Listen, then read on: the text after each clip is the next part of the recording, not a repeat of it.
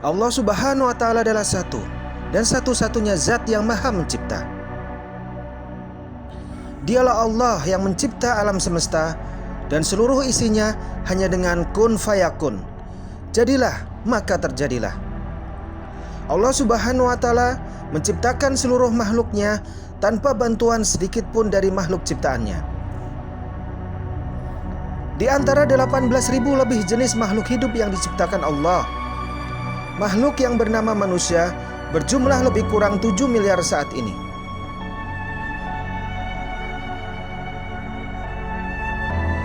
Allah Subhanahu wa Ta'ala menciptakan ruang, dimensi, dan waktu. Namun Allah Subhanahu wa Ta'ala tidak bisa diukur dengan ruang, dimensi, dan waktu.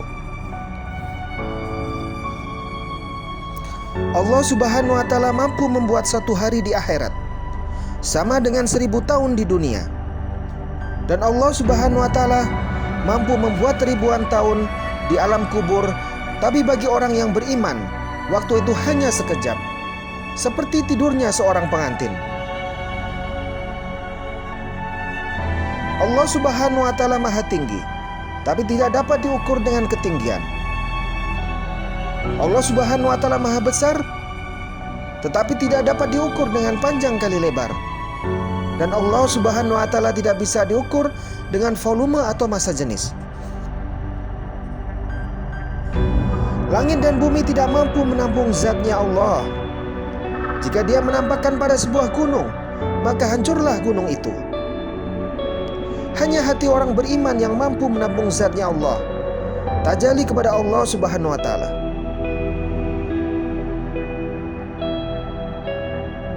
Dalam sebuah hadis qudsi, Allah Subhanahu wa Ta'ala berfirman, yang mana artinya, tidak meliputiku bumi dan langit, tetapi meliputiku hati hambaku yang mukmin.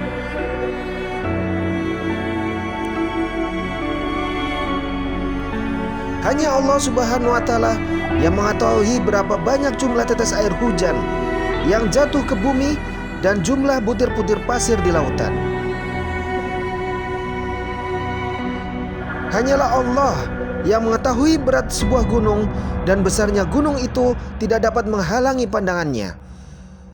Dialah Allah mampu mendengar sekaligus melihat suara, sebagaimana dia mampu melihat warna dan mendengar warna.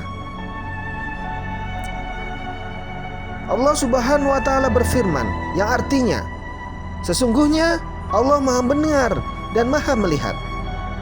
Quran Surat Luqman ayat 28. Allah Subhanahu wa Ta'ala menciptakan buah-buahan dan berbagai macam bentuk dan rasa yang berbeda-beda, padahal ditanam di tanah yang sama. Meskipun seluruh orang yang paling pandai sekalipun di dunia ini kemudian dikumpulkan, tidak akan ada satupun yang mampu menciptakan sebutir beras. Secerdas apapun manusia, ia hanya bisa meneliti yang nampak dari makhluk ciptaannya.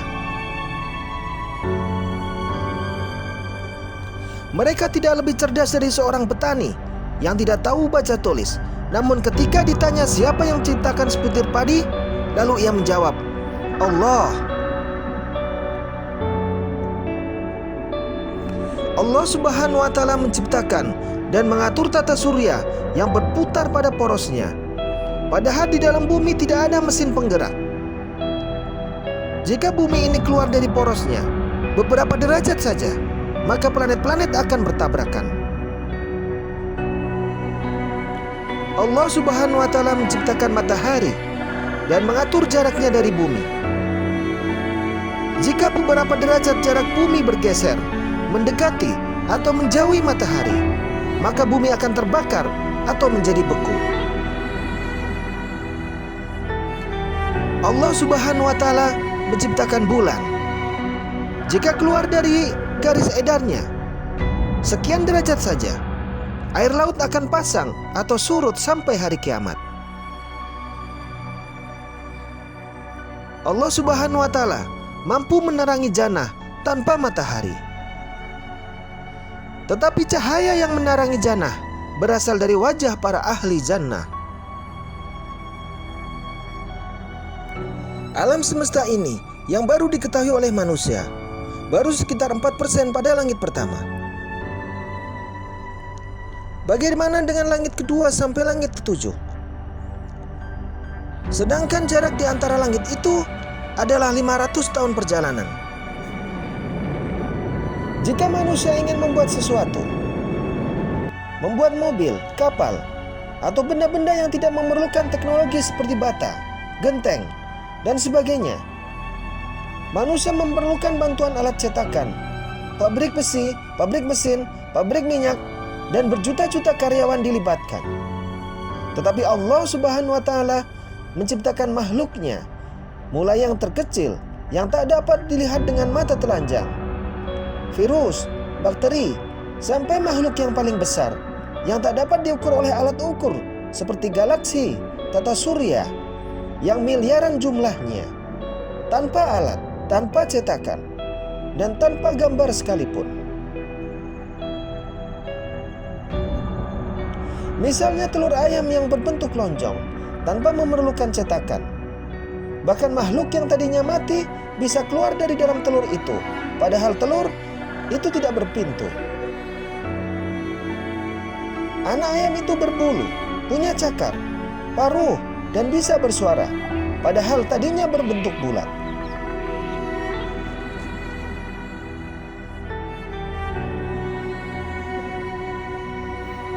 Jika manusia membuat sesuatu, maka ia berhajat kepada apa yang dibuatnya.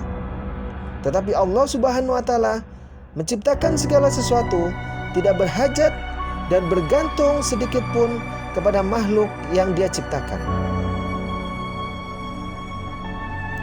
Allah Subhanahu wa Ta'ala mampu menciptakan sesuatu dengan asbab, tanpa asbab, bahkan bertentangan dengan asbab.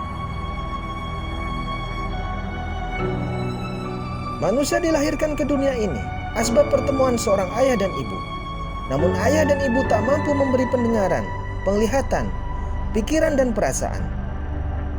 Allah Subhanahu wa Ta'ala menciptakan Nabi Adam alaihissalam tanpa ayah dan ibu.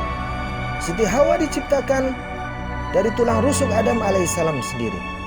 Dan Nabi Isa alaihissalam diciptakan tanpa seorang ayah. Hal ini bertentangan dengan asbab. Semoga Allah Subhanahu wa Ta'ala beri kepahaman kepada kita semua. Dan semoga Allah Subhanahu wa Ta'ala tetapkan kita menjadi hamba-hambanya yang selalu berfikir bahwa di setiap penciptaannya terdapat tanda-tanda kebesaran dan kekuasaan Allah Subhanahu wa Ta'ala.